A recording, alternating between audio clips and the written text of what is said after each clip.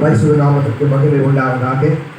இந்த அருமையான ஆகஸ்ட் மாதத்திலே ஆண்டவராகிய இயேசு கிறிஸ்து நாமத்தினாலே உங்கள் யாவரைக்கும் உங்கள் அன்பான வாழ்த்துக்கள். இந்த மாதம் கர்த்தர் கொடுத்திருக்கிற ஆசீர்வாதமான வார்த்தை சங்கீதம் 138:8. கர்த்தர் எனக்காக யாவையும் செய்து முடிப்பார்.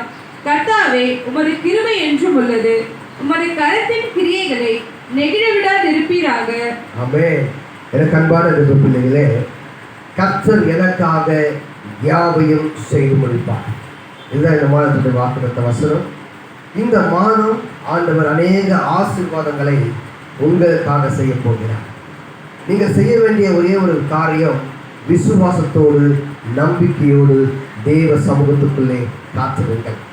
கடந்த 7 மாதங்கள் நீங்கள் காத்திருந்த ஒருவேளை அது உங்களுக்கு கிடைக்காம இருக்கலாம். ஆனால் இந்த மாதம் நிச்சயமாய் ஆண்டவர் உங்களுக்காக அவர் கொடுக்க போகிறார்.